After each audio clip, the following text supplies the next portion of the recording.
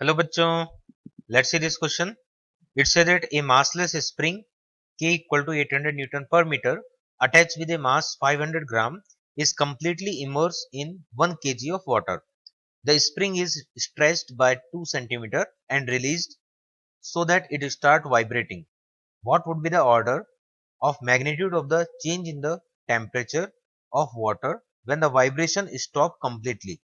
Assume that the water container and the spring receive negligible heat and specific heat of mass equal to 400 joule per kg into Kelvin. Specific heat of water is 4184 joule per kg Kelvin.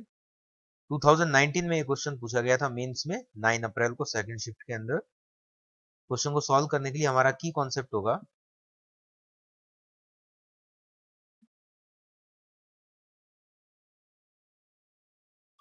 कि अगर यहाँ पर block को हम vibrate करें, stretch करके छोड़ें, 2 centimetre stretch किया गया है वहां पे और उसको रिलीज किया गया है, तो वाइब्रेशन जब रुकेंगे तो टोटल जो भी एनर्जी स्टोर्ड होगा, जो कि स्प्रिंग में पोटेंशियल फॉर्मेट में स्टोर था, वो कंप्लीटली कन्वर्ट हो जाएगा यहाँ पर हीट में.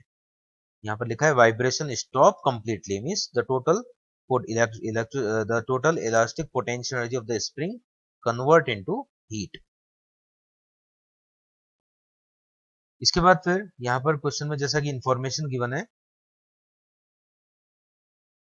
1 kg वाटर है यहाँ पर एंड इसमें दिया हुआ है negligible heat and spring receive negligible heat, मतलब जो भी हीट है वो वाटर ने ही एब्जॉर्ब करी है.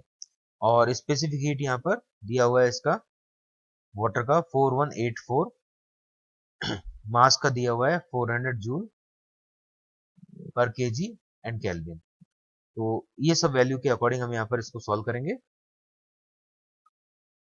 तो हाफ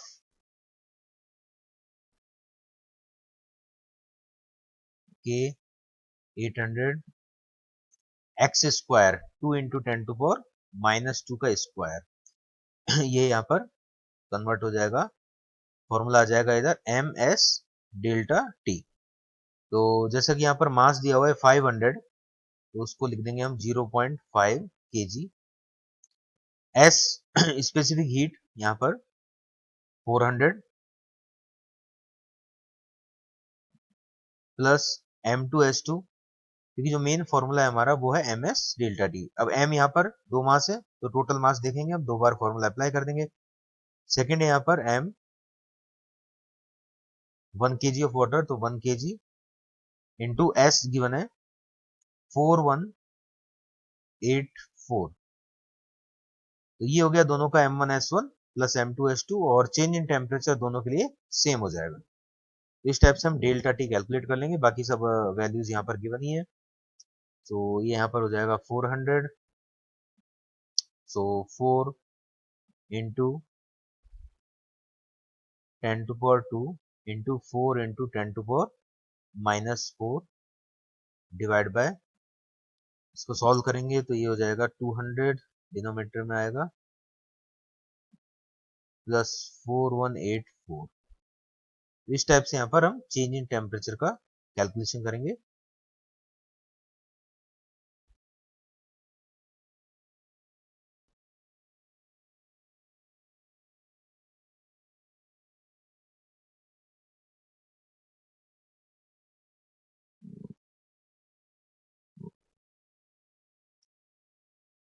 तो यहाँ से नियरली 3.6 इंटू 10⁻⁻5 केल्विन, ये आ जाएगा चेंज इन टेम्परेचर.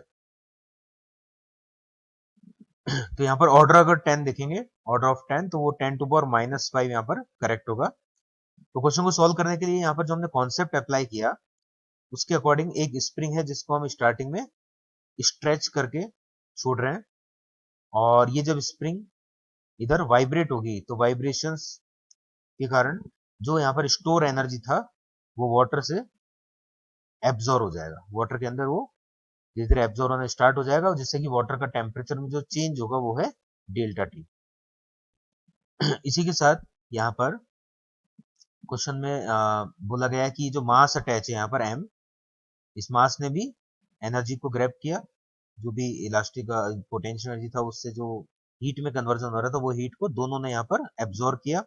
सो 0.5 हो गया मास के लिए, S1 हो गया मास m के लिए स्पेसिफिक हीट, m2 हो गया वाटर के लिए मास, और S2 हो गया वाटर का स्पेसिफिक हीट, और इधर है डेल्टा टी। तो इस टाइप से हमने यहाँ से डेल्टा टी कैलकुलेट किया। D option will be correct. Hope you understand it well. Best of luck.